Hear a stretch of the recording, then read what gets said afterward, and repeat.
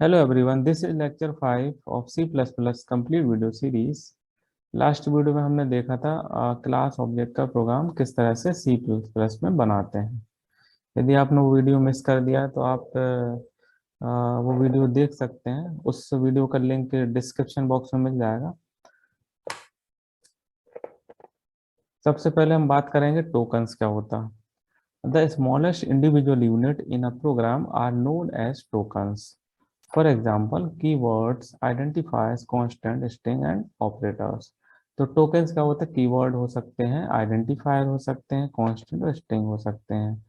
तो ये जो है कीवर्ड अलग अलग तरह के हम यूज कर सकते हैं, जैसे public, private, protected, for loop, while loop.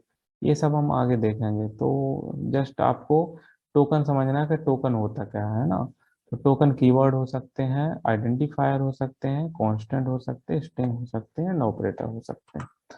अब कीवर्ड क्या होते हैं? Keyword also known as reserved words have special meaning to C plus plus compiler and are always written in lower case letter.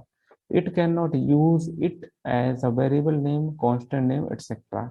तो keyword क्या हमेशा small letter में हम use करते हैं।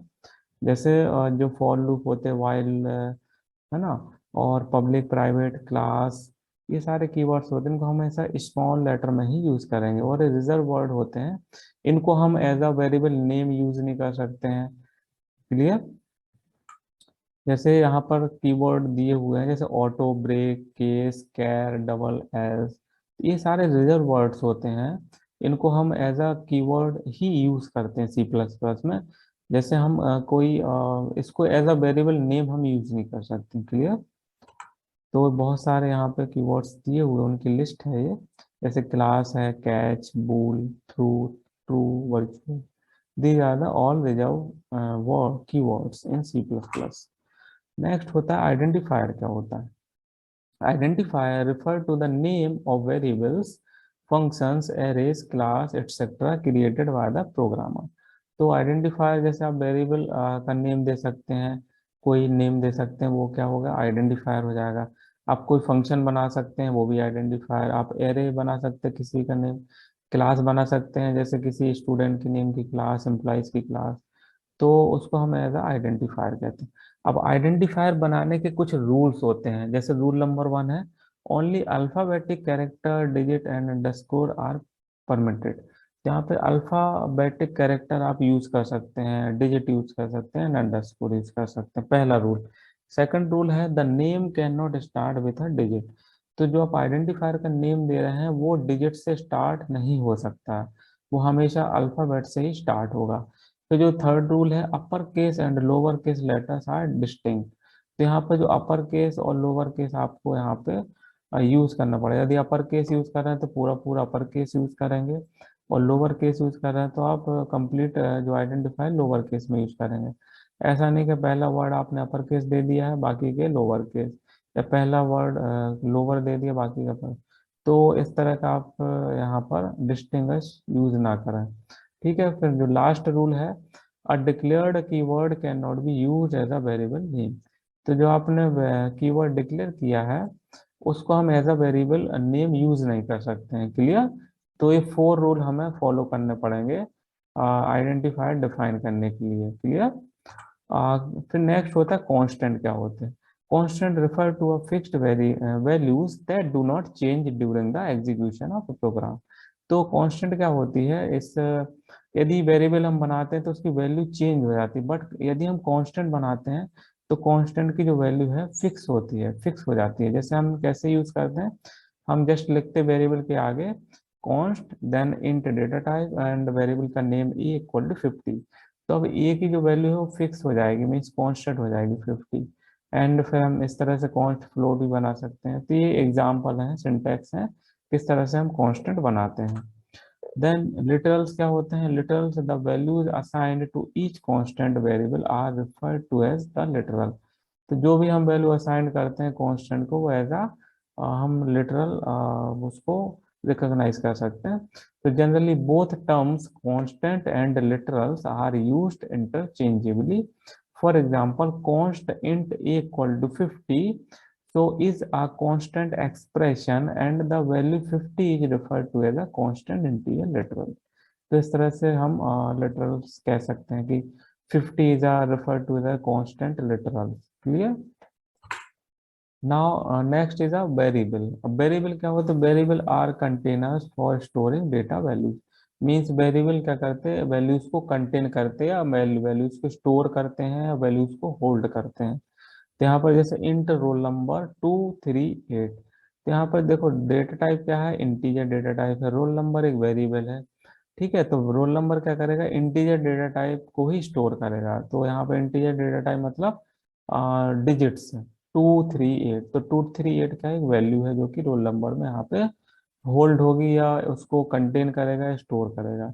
इसी तरह से string college name equal to this. तो यहाँ पे स्ट्रिंग क्या है? एक डेटा टाइप है और कॉलेज नेम क्या है? एक वेरिएबल है जो कि स्ट्रिंग इस स्ट्रिंग को यहाँ पे कंटेन कर रहा है या स्टोर कर रहा है। क्लियर। तो वेरिएबल आपको क्लियर हो गया। फिर नेक्स्ट होता है लोकल एंड ग्लोबल वेरिएबल। तो लोकल क्या होता है? लोकल हम जो किसी फंक्शन के अंदर ही हम डिक्लेयर करते हैं उसको हम कहते हैं लोकल। तो यहाँ पर आप देखेंगे जैसे इंट मेन फंक्शन है, then int a b c. और तो ए बी सी क्या है? हमने मेन फंक्शन के अंदर यहाँ पे डिक्लेयर किया है। तो ये क्या कहलाएंगे? लोकल कहलाएंगे। मीन्स इस ब्रैकेट ओपन होने से क्लोज होने तक इस इन वेरिएबल को हम केवल इसी स्कोप में ही यूज कर सकते हैं। जैसे A equal to 10, B equal to 20, C equal to A plus B, and C को हम यहाँ पे हमने प्रिंट करा दिया। तो इनको हम लोकली ही यूज कर सकते हैं ना। इसकी डेफिनेशन दी हुई है, local variables that are declared inside the function और blocks are known as local variable. फिर नेक्स्ट जो होता है ग्लोबल। ग्लोबल क्या होता है? हम फंक्शन के बाहर डिक्लेयर करते हैं। जैसे global variables are defined outside और on top of the main function in the program, so it hold their values throughout the lifetime of the program। मतलब जो हमने ग्लोबली डिक्लेयर कर दिया तो इस वैल्यू को हम पूरे प्रोग्राम में किसी भी फंक्शन के थ्रू और कहाँ पर कहीं पर भी इसको एक्सेस कर सकते हैं। तो जैसे हमने यहाँ पे दिया इंट सम। तो सम वेरिएबल यहाँ पर हमने देखिए मेन फंक्शन में डिक्लेयर नहीं किया है। क्लियर। जैसे इंट ए बी ही डिक्लेयर किया, देन ए की वैल्यू असाइन कर दी एंड बी की असाइन कर दी। देन यहाँ पर हम सम वेरिएबल यूज कर रहे हैं, तो ये वाला सम यहाँ पर यूज कर रहे हैं, sum equal to A plus b. तो ए प्लस बी में जो भी वैल्यू सम होकर वो सम में आ जाएगी। देन यहाँ को सम को प्रिंट कर दिया। तो इस तरह से प्रोग्राम रन हो जाएगा, कोई भी मीन्स एरर जनरेट नहीं होगी, क्योंकि सम वेरिएबल ए वाला हमने ऑलरेडी मेन फंक्शन के ऊपर डिक्लेयर कर दिया। This is the global declaration. Clear. Next है यूजर डिफाइंड डेटा टाइप्स। अब यूजर डिफाइंड डेटा टाइप क्या होते हैं? कुछ होते हैं जो बिल्ट इन डेटा टाइप होते हैं या प्री डिफाइंड जिसे कहते हैं, जो कि ऑलरेडी सी प्लस प्लस में पहले से डिफाइंड होते हैं। और कुछ होते हैं यूजर डिफाइंड जो कि यूजर डिफाइंड करता है। जैसे स्ट्रक्चर क्या है? स्ट्रक्चर यूजर डिफाइन कर सकता है कोई भी स्ट्रक्चर। क्लास भी यूजर डिफाइन कर सकता है। जैसे क्लास स्टूडेंट नेम की बना सकता है, एम्प्लॉय की बना सकता है, अकाउंट एक क्लास बना सकता है। ठीक है। इसके बाद जो नेक्स्ट है user defined data type enumerated data type. तो इनन्यूमरेटेड डेटा टाइप भी एक special kind of data type होता है जो कि यूजर अपने किसी भी नेम से डिफाइन कर सकता है। तो यहाँ पर जैसे इनन्यूमरेटेड डेटा टाइप हम देखेंगे कैसे डिक्लेयर करते हैं you by user defined enumeration और enum can be assigned some limited values. तो यहाँ जब हम इन्यूमरेशन डेटा टाइप हम डिक्लेयर करते हैं उसको एज ए enum यूज करते हैं। तो यहाँ पे सिंटेक्स दिया हुआ है enum enumerated data type name value 1 2 3 and value n number value हम दे सकते हैं। देन हमने यहाँ पे देखो फाइनली यहाँ पे डिक्लेयर किया enum week Monday Tuesday Wednesday Thursday Friday Saturday. तो यहाँ पर हमने एक enum वेरिएबल बना दिया है और उसका जो है वो इन्यूमरेटेड टाइप नेम है जैसे वीक। ठीक है। वीक में यहाँ पे डेज दे दिया मंडे ट्यूसडे। तो एक यहाँ पे हम enum जो है एज अ कुछ लिमिटेड जो नेम यहाँ पे दे सकते हैं उसको डिफाइन कर सकते हैं और लिमिटेड जो नेम्स है वही यूज कर सकते हैं enum में। क्लियर। ड्राइव डेटा टाइप क्या होते हैं? जो कि जैसे array function and pointer, these are the derived data type, है ना। तो तीन टाइप के ड्राइव डेटा टाइप होते हैं।